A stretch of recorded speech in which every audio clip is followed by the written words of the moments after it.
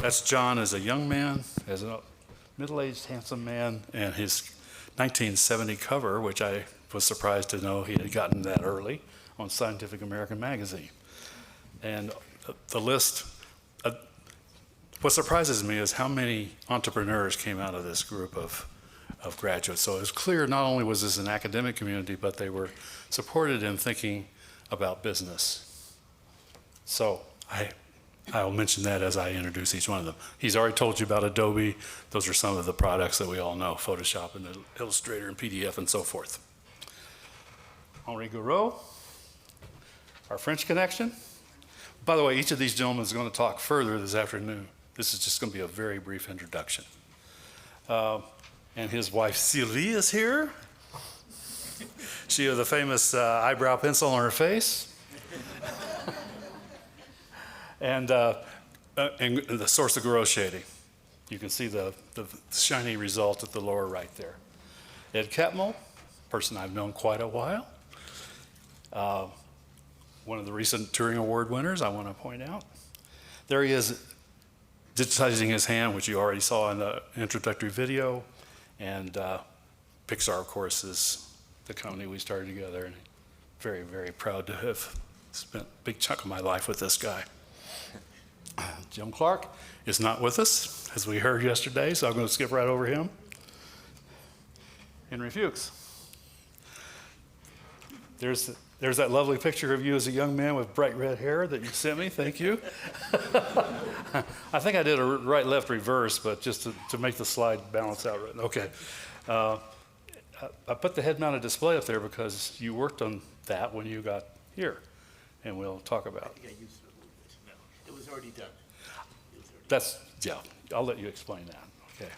And that thing in the center is from a New York Times article about the future of VR and AR and all that. Okay. Martin is the source of the teapot to so many people. He was also very important in my career, but that's a separate story. There he is as a young man and as a handsome older man. And there's the famous drawing. He tells me this is the actual drawing, the original drawing of the teapot. I reversed it left-right so that it's the same, facing the same direction as the teapot in the photograph, but I don't think you can tell. And started a few companies, Ashlar Vellum, and those are some of the products, logos underneath. And finally, but not least, is these are in class order, in PhD order. The youngster is my old friend, dear friend, Jim Blinn. So John got his in '69, Jim got his in '78. I found this, there he is in the lower left, a wonderful picture just the year before he showed up at Utah. Okay, and a wonderful composite picture that I did not make that kind of tells you all you need to know about what a wonderful person he is, that he did the JPL flyby, Voyager flybys at, when that was still happening. And then he did bump mapping, environment mapping, and all that. We'll talk about that later. So let's get talking. Here they all are together, but we'll move right on. Okay, now. I'm going to try. Maybe I'll just stand here. It's too hard to. And here is the mic I'll use for this. Can I help you with this? I think I've got it. Well, why don't you move those two things? Yeah. No, just put them right over here. Okay. All right. All right. John, I want to talk to you about KORF. Okay. KORF is this amazing, well, tell us what KORF is. Oh, with KORF stands for Computer Aided or You actually going to remember? yes facility. So KORF, Dave Evans came to me and said, "Gee, we have this contract through Philco Ford to make a simulator of New York Harbor." And the whole idea is Philco Ford is going to build the deck of a ship.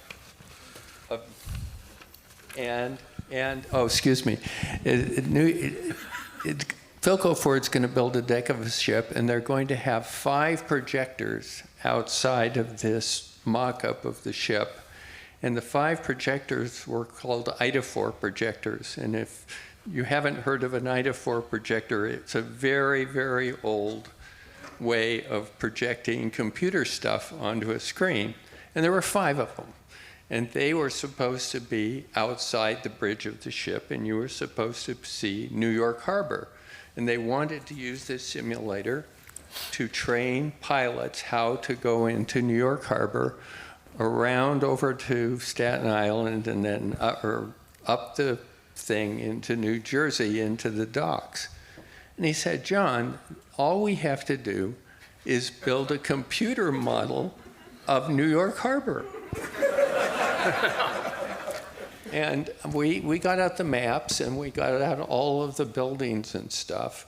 And there are literally thousands and thousands of buildings going through. There's the Verrazano Narrows Bridge. You go through that, you go up around the bend into New Jersey and up into the harbor. And there are buildings, there's not much terrain, but there's, Statue of Liberty, things like that. And he said, all we have to do is build a database in 3 dimensions so that we can do this. And he said, what we have is we have these 5 Itafor projectors, and they're all going to be driven by, I think it was a PDP-11s or PDP-50. Oh, God. So. But in software, this is. It's all software, yes. Yeah. So we said, well, how the hell do we do this? So I had an employee named John Gaffney who said, well, why don't we make a little language that's interpretive, and since we can make it a little stack language, that would be good. And what we'll do is we'll program it to a big tablet that Ivan Sutherland had designed and gave to us, and we'll put down the map of New York Harbor, and we'll touch on a building, and then we'll go over to a menu and say it's this high, it's this color, this many stories, and it has this dimension. And so that's what we did. And what we did is sat down at a tablet with the map of New York. Oh, and John Gaffney went to New York and rented a boat and took about 15 rolls of film going through the harbor so we could see what was there. So we spent, well, the contract had a 3-year commitment. You had to build this in 3 years.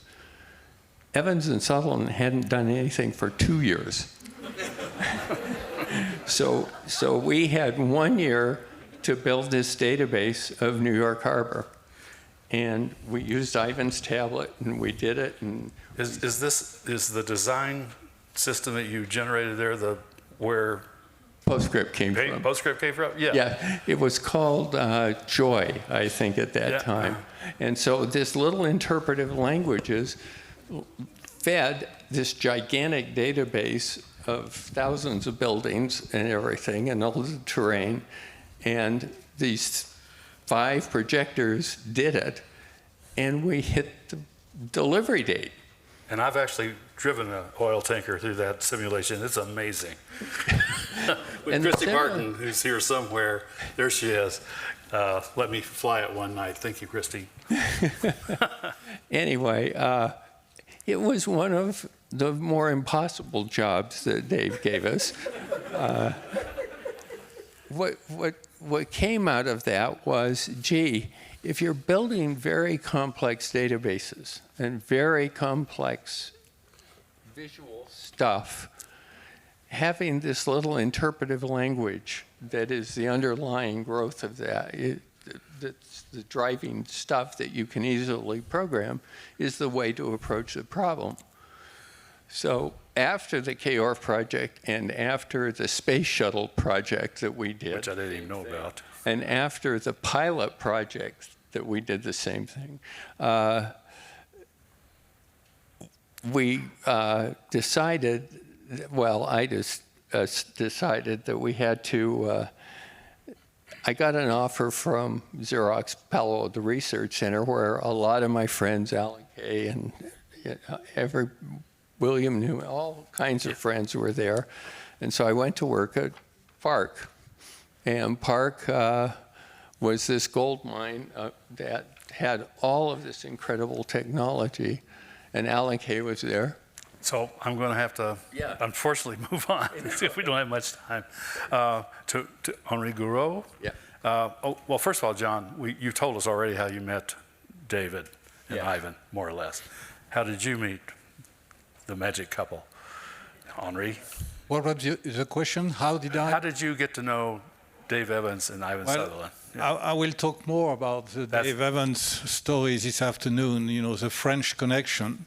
But definitely, I came from France with the goal of doing graphics. And I had read Sketchpad. And I arrived at the university in September of '68 with a firm intent of joining and attending Ivan's class. And the class was so successful that it was booked up. And I couldn't get in. Couldn't get in? But I managed to squeeze in, and Ivan very nicely allowed me to sit in. And at the end of this quarter, he told me, I will register you back into the class, and I will become your thesis advisor. And that was great. You know? So that was my first encounter, my first strong memory of meeting with Ivan. And then he told me, go ahead, use this green monster machine that we brought from Harvard. So that was what the head-mounted display The got head-mounted shipped. display, which contains a facility to display Kuhn's patches, okay, in real time. Okay, and go and use that to build an interactive system. My goal would be to build a telephone handset, you know, as an example. Let's do it. And so I went, and then next to me, John and Gary Watkins were doing nice things with shaded images, and I was very frustrated to do wireframe.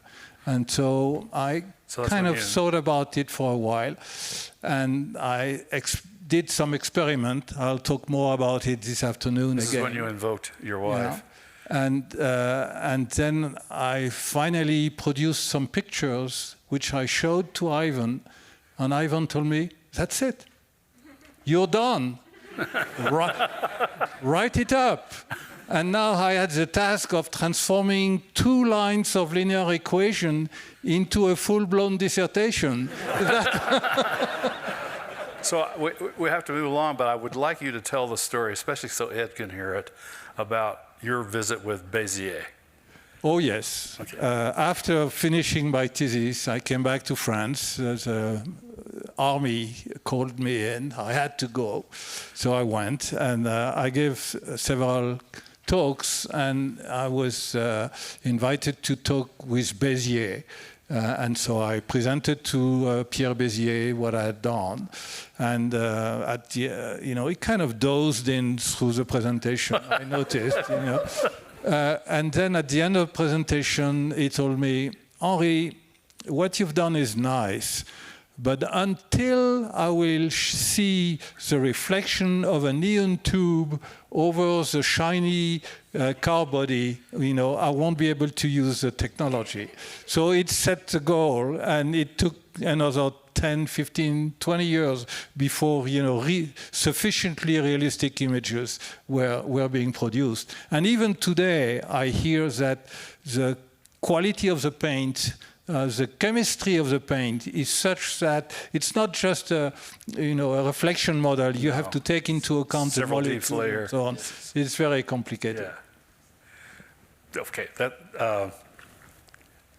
Ed and I almost got funded by General Motors once, that was what we were going to do for them, but this is way beyond Gouraud shading, yeah. So Ed, I knew you grew up here in Salt Lake City. That's right. So did you, John, right? Olympus High, Granite High. Oh, I see. Oh, I see. So the story I wanted you to tell was about Alan Kay. Apparently he was one of your early instructors here. Well, I was in physics, and I'd taken a lot of classes though. So right at the end, I discovered computer science. So I actually got enough hours for getting a bachelor's in both of them. But I wanted to be on the frontier, and computer science was it. So I took all these computer science classes, and Alan Kay was one of the teachers. He's charismatic. Yes, he is. But he's the one that talked about the exponential growth rate. I don't think Moore's Law had actually been named Moore's Law by that time. But he was saying, this is the rate at which things are happening. It's extremely difficult for us to even conceive of what this means, but it's going to have major changes, and you need to think in terms of these kind of unthinkable changes. And it's like, that's really cool. Yeah, it is. And it was one of those things that, I mean, and I'll mention the staff thing, it's like, it was a touchstone wherever we went. It's like, okay, we can use that as a way of thinking about the future. And so that was one of the last classes in computer science before I graduated. So another story I wanted you to flesh out, if you can, was apparently Ivan, and this surprises me because it didn't fit what I thought the vision of Utah Graphics was. He sent you as an ambassador to the Disney company. Did you tell about that? Well, he knew that I wanted what was to his do idea there? computer animation, and he wanted to have an exchange program between the University of Utah, because basically at Utah they were trying everything. They had, you know, the photo lab in the middle, but they also had a math symposium to bring in mathematicians from the outside. It was like, it was really trying to bring all this stuff together. So he arranged for me to go out there. So I went to visit Disney. I had a great visit. I met Frank Thomas when I was out there, one of the 9 old men. And I learned that Disney Animation itself had no interest whatsoever in computer graphics. But they did want to hire me to work on the new Space Mountain they're building in Florida. That wasn't what I wanted to do. But that's when I started the contacts that were there. Yep. I also learned that the only place that might conceivably fund computer animation in the world didn't care. They couldn't care at all. So that option was gone. Amazing. Good story. Well, what surprised me about that story was if I was trying to formulate what I thought the computer graphics vision was, and I came up with to represent reality using computer graphics. Not art, but reality.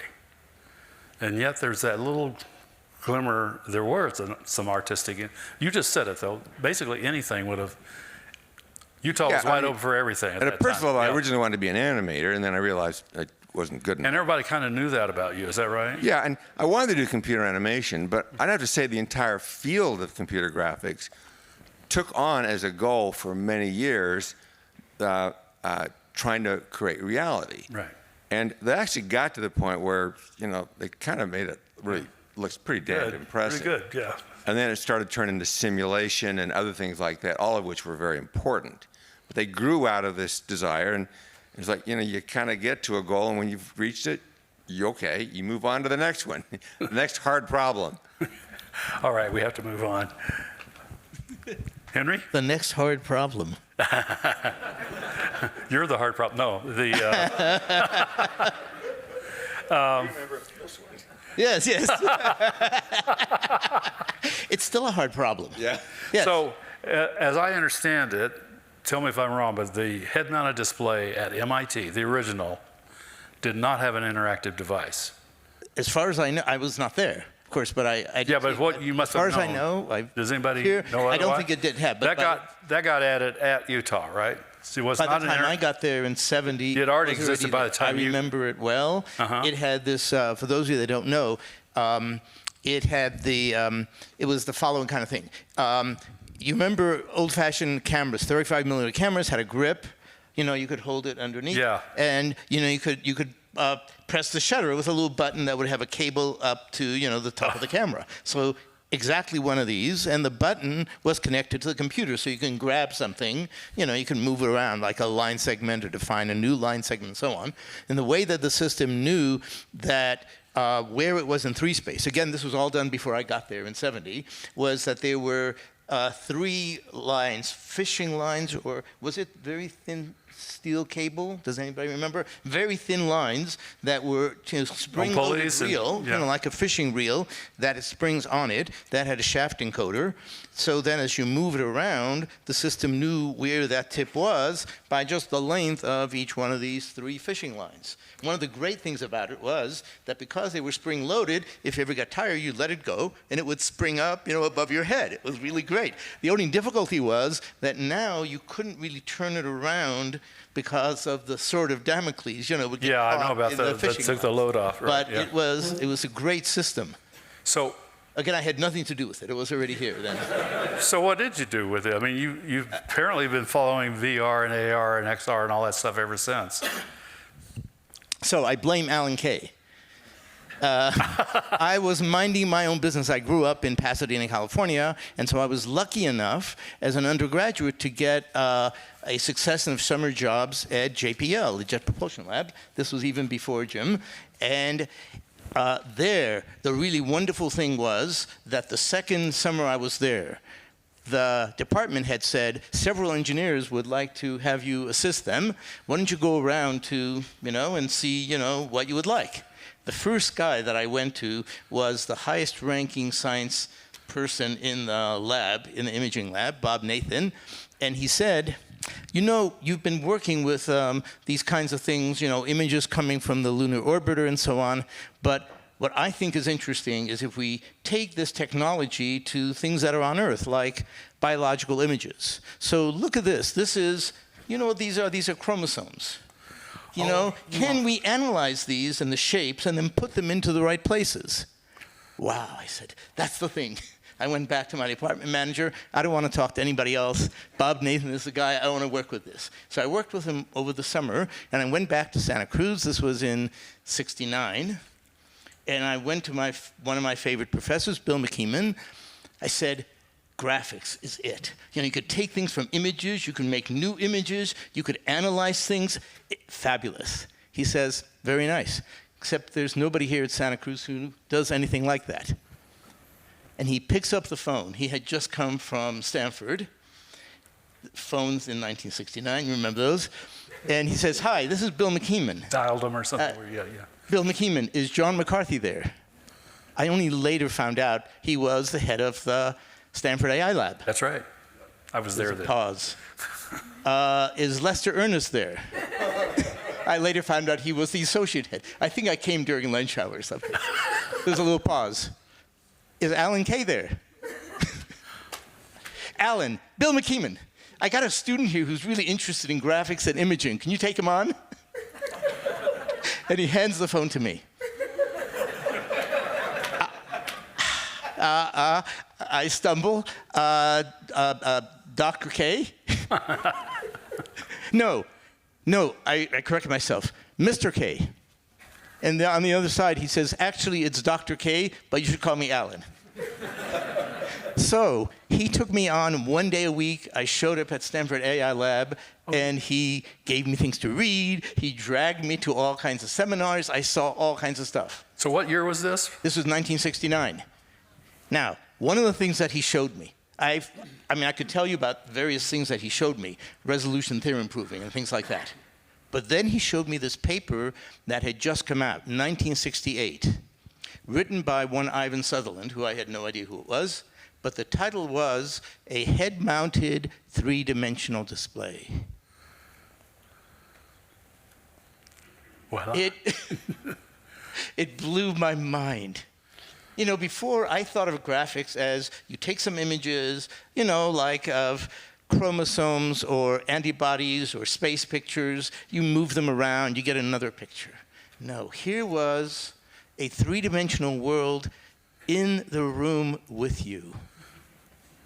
I didn't want to do anything else. I guess you And haven't. he said, you might think of going to graduate school there. I had no idea about graduate school. My parents, graduated from 8th grade or whatever. the idea of graduate school at Utah was just mind-blowing. And so that's how That's I what you did. got there, yes. All right, we've got to move on, unfortunately. All these guys are going to talk further, I'll say again, this afternoon. Okay.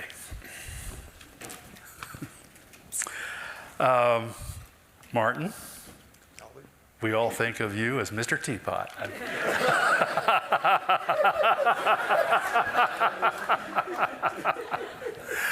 Are you sick of the teapot? No.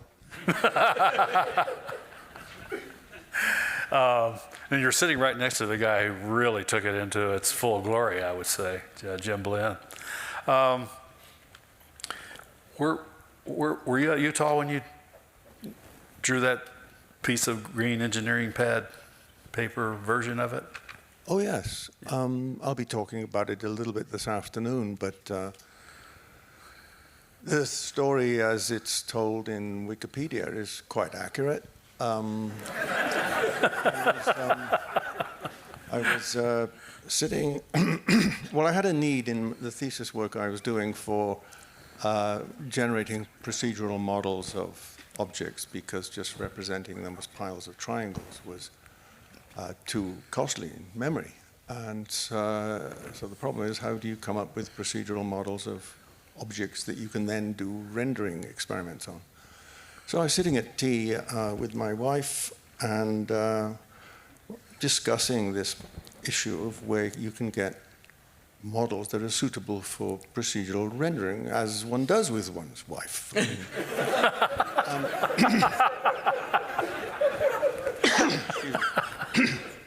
And she said, well, how about the tea set in front of us?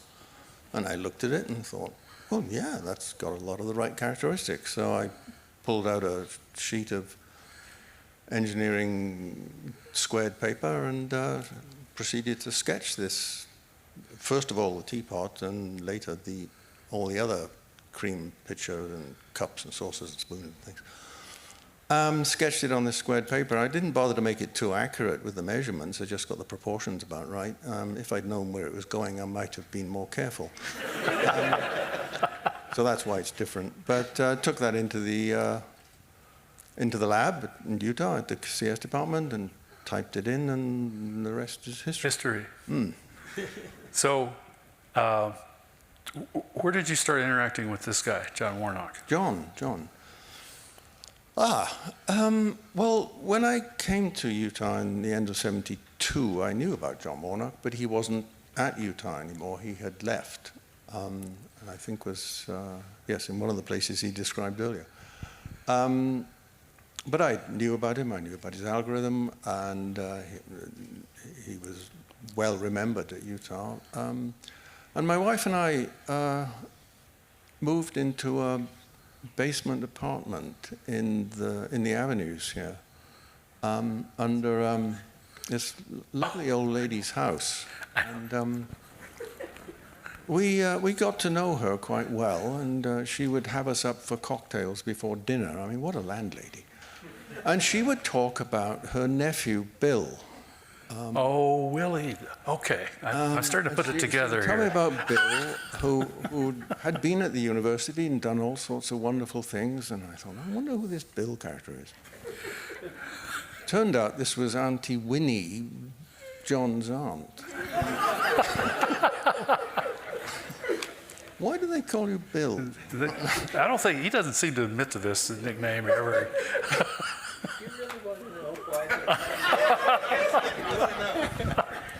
Okay, through all my schooling, I was, okay, until I got to the university. Huh? You need your mic. Okay, I was known as Bill. And it turns out that when I was about 3 years old, I used to go around the house pulling out plugs. Okay? And so my babysitter called me Bill Jones, the plug puller. And somehow that took hold. And so all through elementary school, junior high, and high school, I was Bill. And on my high school diploma, it actually says William Warnock. even though that was never my name.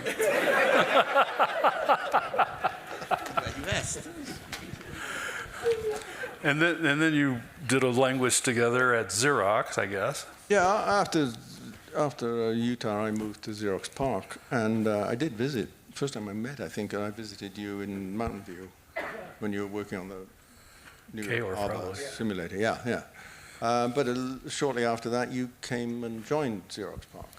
And so that was really when I first got to know John, and we had a natural sort of introduction through the common background at Utah.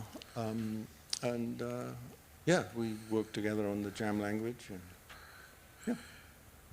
Okay, I'm going to move on. It's more this afternoon, like I said. And last, but not least, is my dear old friend, Jim Blinn. The reason I'm saying it that way is because we were roommates at one time. Ed and I tried to hire this guy several times in our careers, and he would come and then he would leave. And we'd try again, he would come and then he would leave. He basically had his own unique programming environment at JPL, and it was his, he was in charge, and he was a master of it, and he turned out lovely Voyager flyby movies. Why don't you tell us how that all got started, Jim? It was kind of a matter of luck, in a sense. I first heard of JPL when I was an undergraduate at University of Michigan, and it seemed like a really cool place to work because I'd always wanted to be in astronomy.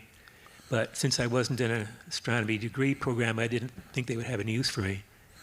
So I went off to Utah. I got involved in computer graphics at Michigan and went off to Utah. And got involved in computer graphics there, and we'll talk about that more this afternoon. When I went to Utah the summer before, I kind of took a tour around and on vacation and in California, and I drove by JPL and kind of went and kind of looked in the window, and they didn't have any tours or anything like that, but verified that it was a real place, and then went to Utah and finished up my degree there. And when I was done, I called up Ivan Sutherland and said, he was now at Caltech, and I said, do you have a place for me at your department? That was my interview, and he said, yeah, sure. But I said, I'm actually interested in JPL, which is part of Caltech, basically. And he said, what I'm going to do is, come to your department, but then I'm going to go and hang out at JPL, see if there's a project someplace I can attach myself to. And he said, well, that's interesting because I happen to know there's a guy at JPL who just purchased an identical copy of all the hardware that you have at Utah, and he's looking for somebody to drive it, do something interesting with it. So, wow. And so I came in and started doing something interesting with it, and that turned out to be the Voyager flyby movies. There was a line drawing version made by one of the engineers named Charlie Kohlhase, of just line drawings flying by the planets. And here I just done all this research on how to do texture mapping. So, what else was I going to do but make that same thing by making a texture mapped color image of flying by Jupiter and Saturn. And so that's how I got to JPL. And you gave us a home there briefly. Yeah. Thank you very much. Thank you very much. Yeah. How are we doing, Brian? I think it's a good place to probably say thank you to this wonderful, wonderful panel. More this afternoon.